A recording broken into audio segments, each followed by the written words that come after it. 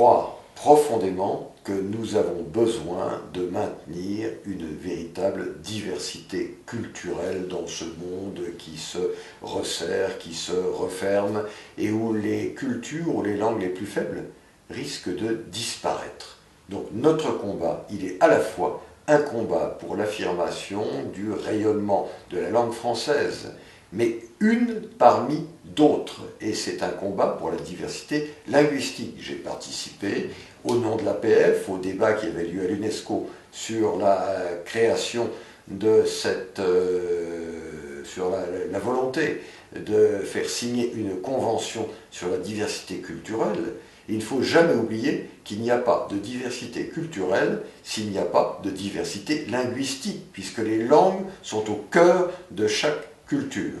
Alors, il y a comme toujours des mouvements qui vont dans les deux sens. Quand on présente des recommandations là-dessus à l'UNESCO, on est suivi par presque tous les pays qui vont voter cette charte portée par la France et le Canada, mais en même temps, on doit noter que le pays le plus puissant du monde, les États-Unis, refuse de le voter et il s'isole dans ce refus, mais il est en même temps la première puissance du monde et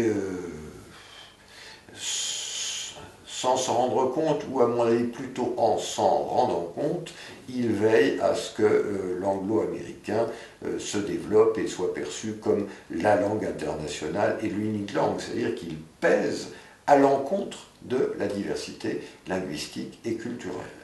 Et nous en voyons les résultats dans les institutions, je parlais des institutions européennes tout à l'heure, nous voyons aussi, si vous voulez, les débats que nous avons y compris en France actuellement, pour savoir quelle sera la langue parlée, utilisée, y compris dans notre enseignement supérieur et dans nos universités. Je suis très inquiet actuellement d'un amendement d'un projet de loi qui vient actuellement en débat et qui autoriserait en fait les universités et grandes écoles, par dérogation avec la loi Toubon, loi sur la langue française, dont j'ai été le rapporteur au Sénat, par dérogation, on autoriserait à ce que des cours donnés dans les universités soient faits intégralement, un enseignement intégralement en anglais.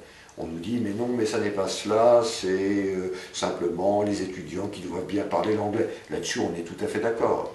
Si on me dit, il faut qu'il y ait une attractivité des universités françaises et qu'elles attirent beaucoup d'étrangers, j'en suis tout à fait d'accord. Que l'on fasse même des cours uniquement en anglais pour des gens qui sont anglophones, ça ne me dérange pas. Mais qu'on oblige tous les francophones à suivre toute leur scolarité en langue anglaise, à ce moment-là, c'est se tirer, comme on dit, une balle dans le pied.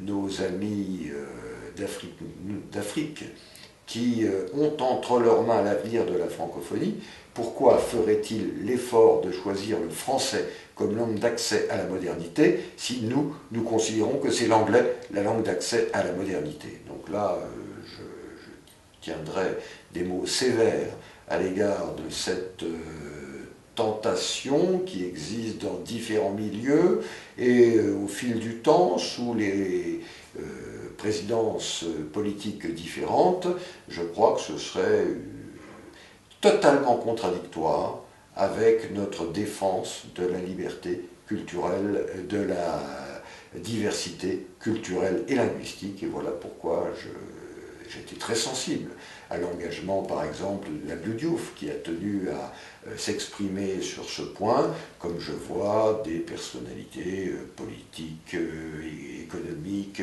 Jacques Attali, Michel Serres de l'Académie française, dire des choses fortes que je partage totalement.